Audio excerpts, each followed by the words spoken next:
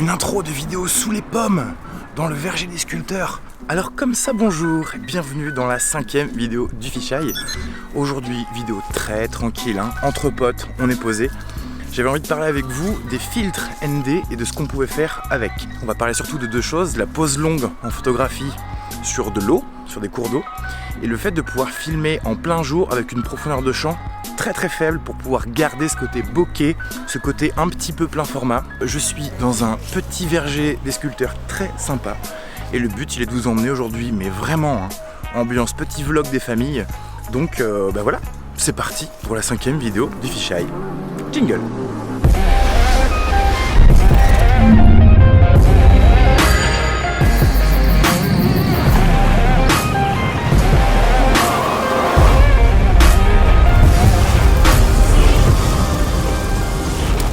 Donc c'est à la fois un peu une vidéo matos et à la fois une vidéo technique parce que grâce à cet équipement là, vous pouvez vous atteler à cette nouvelle technique de la pose longue. Et c'est pas bien compliqué à faire, hein, franchement. Donc je vais vous montrer un petit peu comment j'utilise ça, qu'est-ce qui me permet l'adapter sur toutes les optiques que je veux. Et puis après on va se mettre devant un petit ruisseau qui est juste en bas là-bas. Et puis après... voilà, je vous présente un petit peu les lieux. Je vais faire un petit b-roll du spot où je suis parce que c'est franchement trop mignon. C'est la ville où j'ai commencé la vidéo, où on a un château qui est magnifique. Donc je vais vous faire une petite découverte très rapide de ça. Donc voilà, bienvenue dans ce nouvel épisode du Fisheye. Allez, c'est parti, b-roll.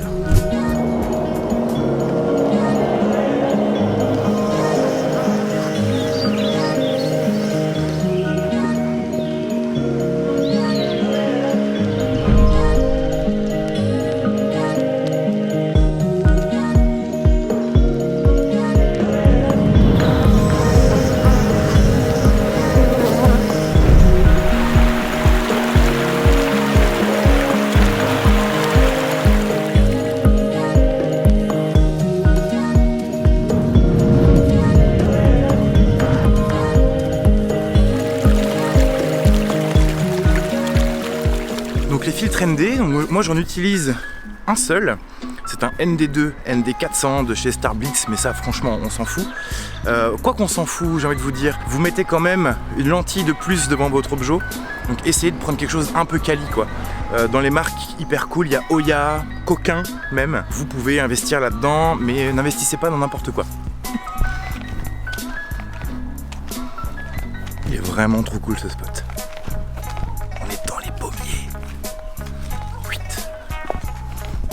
Bon voilà, donc je suis à côté de la rivière le Dolo, une toute petite rivière très sympa qui coule en bas du château. Et ça va être l'objet de notre prise de vue aujourd'hui. Il y a un petit peu de débit, c'est vraiment un petit cours d'eau, hein, mais on peut faire des trucs très sympas. Donc c'est pour ça que j'avais envie de venir ici. Il faut savoir que cette technique-là, elle se fait sur tous les fluides. À partir du moment où il y a un mouvement d'eau, ça va vous donner un aspect un peu cotonneux, moelleux, vous savez, un peu comme un nuage. Là, il y a quelques jours, j'étais à Noirmoutier et j'ai pu faire une petite séquence, un petit peu de photos pose longue sur la mer, et ça donne ça.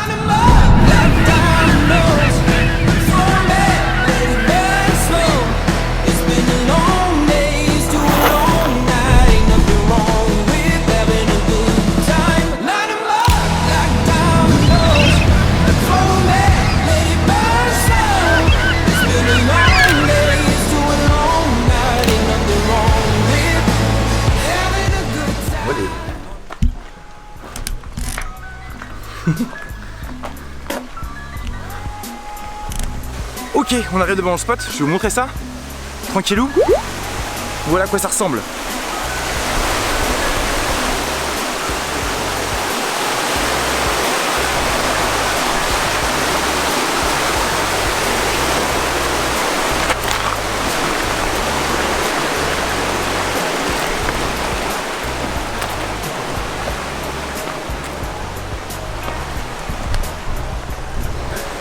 C'est un peu le spot pour se tordre une cheville, hein.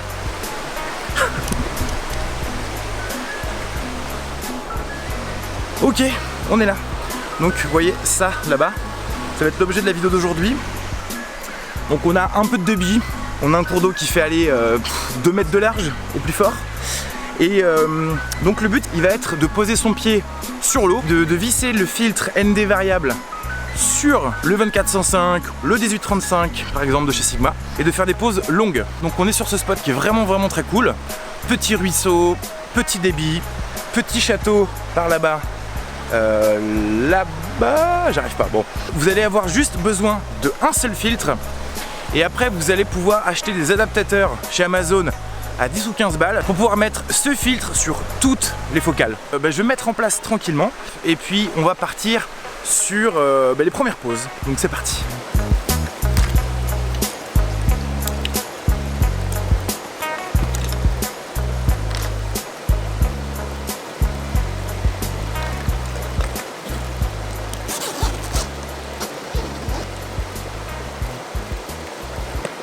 Ok, donc j'ai posé un petit peu mon matos, je vais vous montrer ce que je vais utiliser aujourd'hui. Je vais utiliser pour commencer par mettre mon filtre sur ça.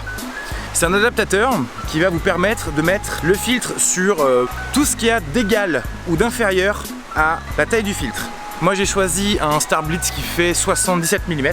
J'ai choisi d'en prendre un très grand pour pouvoir après le poser sur toutes mes optiques. Ça commence par ça, c'est impératif, franchement faites-le. Je le conseille, achetez un seul filtre, un très grand, et après achetez un adaptateur qui vous permettra de pouvoir le mettre partout. Ensuite, je vais utiliser mon 5D Mark III parce que j'aime beaucoup mon 5D pour faire vraiment de la photo. C'est vraiment ce que j'utilise le plus quasiment. Je vais mettre par-dessus tout ça un 24-105 de chez Canon qui est très cool. C'est pas le meilleur objet sériel, ça c'est certain. Mais moi il me plaît bien, et puis il a une focale qui est vachement intéressante, 24 mm jusqu'à 105. Tu peux en faire des choses. Et à la fin, le fameux filtre Star Blitz. Donc c'est un ND2 ND400. En fait ça agit vraiment comme une paire de lunettes de soleil pour objo. Donc grâce à ce filtre là vous pouvez évidemment faire des poses plutôt puissantes. On va dire que 400, ND400 c'est pas ce qu'il y a de plus fou. Vous pouvez choper des ND1000 qui sont eux très bons pour vraiment faire de la pose mais hyper longue. Là avec ça je vais pouvoir poser 30 secondes, 40 secondes par exemple. Mais ce seul outil là vous permet quand même de pouvoir faire quelque chose de très sympa. Donc c'est pour ça que j'avais envie de vous emmener avec moi sur un truc facile, plutôt cool, avec un accessoire. Vous pouvez vous ouvrir les portes de nouvelles choses en termes de photographie et ça me plaît beaucoup. Donc je mets ma mise en place, je vous parle de mes exifs, de comment est-ce qu'on fait tout ça. Et voilà les copains, à tout de suite. Bon, ok, alors je vais commencer par prendre mon 5D. Donc je commence par mettre un plateau rapide sur le 5D pour le trépied. Voilà, tac. Je vais prendre mon 24-105.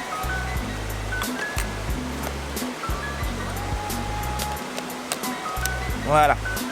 Alors, vu que le filtre il est au diamètre du 24-105, donc un 77 mm, j'ai pas besoin de mettre d'adaptateur. Donc maintenant je vais prendre... Vous êtes au 10, rue des Moulins à Vendressuire. Merci pour cette information.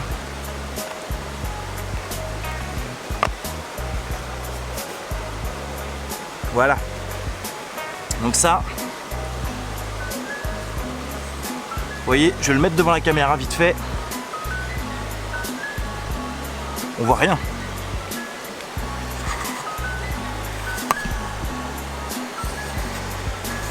Vous voyez, voilà ce que ça fait le filtre ND. Comme des lunettes de soleil pour objo. Je vais le visser sur ma lentille. Tout simplement.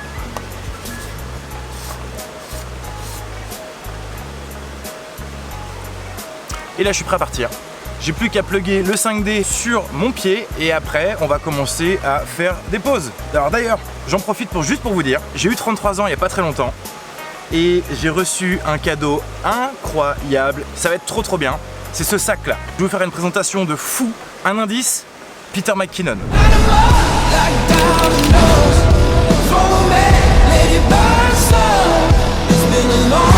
Voilà, je pose ça là. Ok, allez, c'est parti, dans le ruisseau. Tac et tac.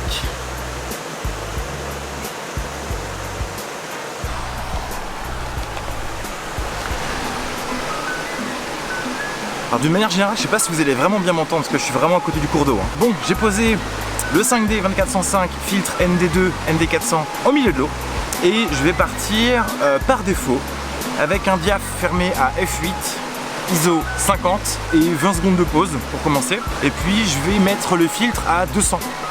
Et puis on va commencer à voir ce que ça donne un petit peu.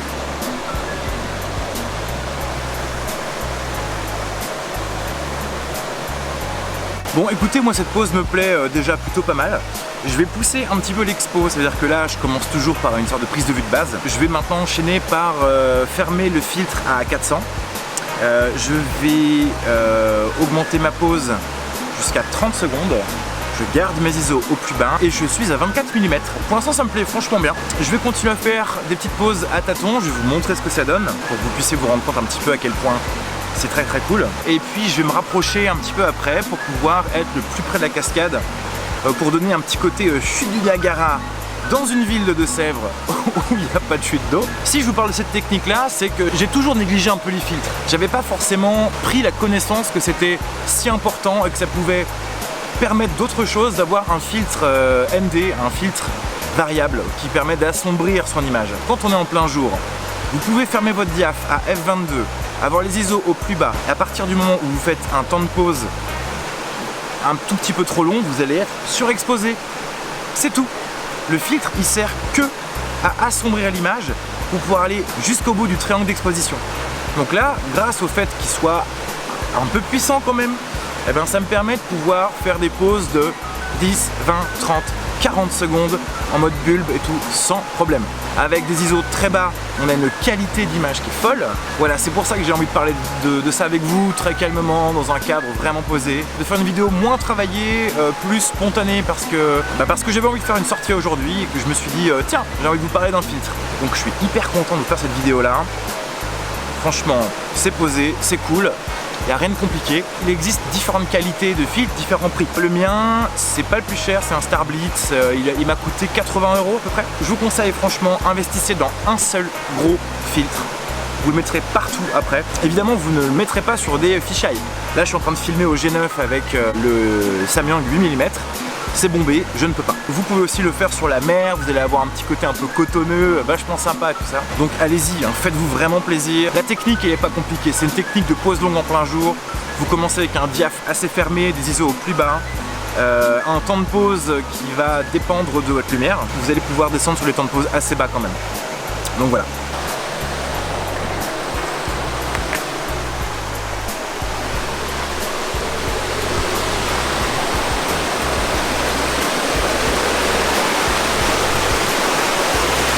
Bon, je sais pas si on s'entend vraiment bien, mais j'ai enlevé mon pied de là où j'étais, je vais le remettre un petit peu plus près de là où ça tombe, vraiment là où il y a vraiment le plus de mouvement, la chute d'eau. Hein.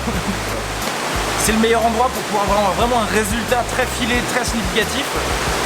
Donc je vais remettre mon pied ici, je vais retenter des pauses. Cette fois, je vais fermer mon diaphragme à F16, ISO 50 et 40 secondes de pause en bulbe, avec le filtre ND fermé à 400. Bah voilà, c'est parti, mise en place et puis on voit un petit peu après ce que ça donne. Voilà, c'est ça qu'on va filmer. Et... ah putain, il y a des canards là-bas.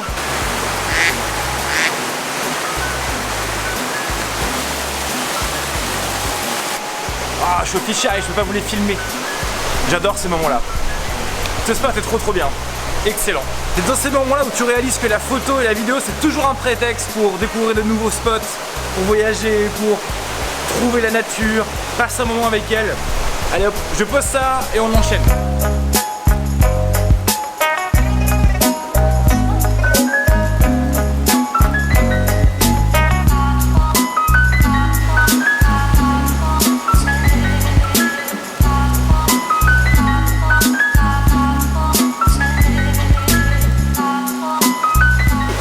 Voilà. Donc ben voilà ce que ça peut donner pour l'instant.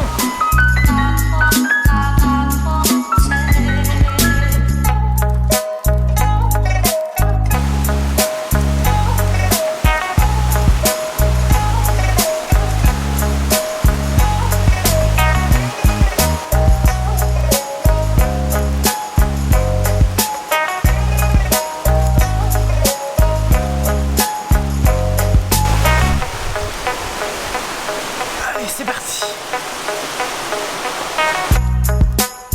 Nous y voilà.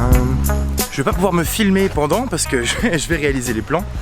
Mais je vais monter un setup GH5S, Metabone et Sigma 1835. Et puis je vais vous montrer un petit peu des sculptures, des choses comme ça.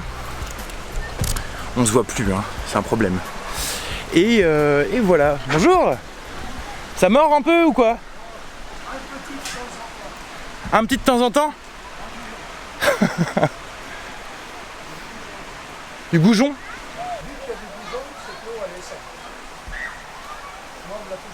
Ouais.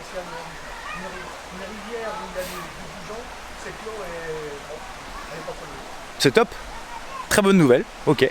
Bon, ouais, bonne journée à vous. À bientôt. Hop là, petite épine. Voilà, il y a trop de lumière. Bon, l'OSN, c'est un expert qui nous le dit. On se retrouve dans les pommiers. Donc là, je suis dans un verger. Un petit verger avec plein de pommiers, plein d'arbres fruitiers. Et il y a plein de sculptures autour de moi. Donc ces sculptures-là, vu qu'on est en plein jour, si je veux faire vraiment... Parce que le 1835 de chez Sigma, il permet de faire des mises au point de très très près, limite macro, et on va pouvoir peut-être révéler des choses sur la texture. Donc je vais sortir le GH5 le 1835, je vais mettre le filtre et puis je vais ouvrir le diaph à fond, et puis on va bosser là-dessus pour essayer de voir ce qu'on peut sortir. Mais je vous garantis qu'un filtre comme ça, quand vous commencez un peu à prendre l'image au sérieux, vous pouvez pas faire sans. Vous devez avoir toujours la main sur votre triangle d'expo. Donc voilà, chers amis. Et ça monte, hein. C'est cool. C'est trop classe. On est bien là. On est bien. Je suis avec mes petites pommes. Et celle que j'aime beaucoup, qui me fascine un petit peu, elle est chelou, hein. C'est celle-là.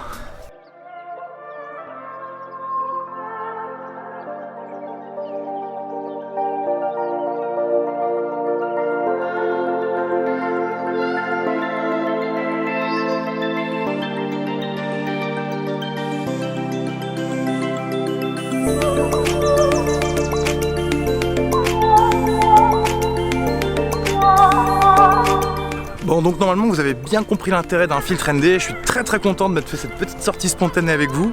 Je savais pas à quel point c'était déterminant dans un setup d'avoir un filtre ND variable d'une grande taille. Dès qu'on est en plein jour et qu'on veut vraiment essayer de garder ce look plein format, ben voilà, hein, je vais vous faire une petite conclusion évidente, et c'est une très bonne solution pour pouvoir aller plus loin dans sa lumière. Alors oui, je l'ai pas dit et je vais le dire un petit peu tard, mais mieux vaut tard que jamais. Le filtre ND 400 que j'ai, il vignette pas mal. J'ai des petites taches noires. Il y a quand même un vignettage qui est assez certain, qui commence à mon avis à arriver assez fort. Je pense que ça doit être aussi lié à la pleine ouverture. Donc après j'ai relevé un petit peu les ombres en post-prod pour essayer de décompenser un peu ça. Mais il y a quand même une petite altération de l'image. Pas super content de ça. On avait un temps qui était extrêmement voilé. Trop de lumière, et du coup ça crée un gros diffuseur et du coup énormément de lumière. Et du coup pas trop moyen de faire autrement que fermer le diaph à fond, mettre le filtre à 400, et même comme ça j'ai eu quand même des déconvenus. Donc tout n'est pas magique, mais je vous garantis qu'en avoir un, c'est mieux. Ça prend pas beaucoup de place. Si j'avais une moustache, je me la friserais. J'avais aussi envie de revenir un petit peu sur les 4 vidéos que j'ai faites. La vidéo sur le G9, j'ai dit une coquille. La slow motion n'est pas qu'en automatique. Je suis trop con de pas avoir vu ça. Vous savez pas à quel point j'ai honte. Mais bon, c'est humain, ça arrive. je préfère me tromper et qu'on en reparle un peu derrière. C'est un peu une boulette quand même, puis moi qui suis très attaché à la slow motion. Est-ce que vous pensez que ça peut être cool de, genre une fois tous les mois ou tous les 2 mois, de revenir un petit peu sur le contenu qui a été fait et de répondre à des questions, de rajouter des informations s'il y a, et puis tout simplement de vous donner des informations sur la chaîne, ce qui va se passer à l'avenir. Car j'ai envie de vous parler d'énormément de choses. Je vais pas me lancer dans la création d'une chaîne YouTube de vulgarisation photo-vidéo si j'ai 3 idées quoi. Donc voilà les copains, c'était tout. Moi je suis très content de vous avoir retrouvé pour une vidéo très cool, très spontanée, très nature. Si cette vidéo vous a plu, chers amis, n'hésitez pas à lâcher un petit pouce en l'air. Si elle ne vous a pas plu, lâchez un petit pouce en bas. Je vous bise bien fort, n'oubliez pas de vous abonner si c'est pas déjà fait. Et moi je vous dis à très bientôt pour la suite du programme. Allez, bye!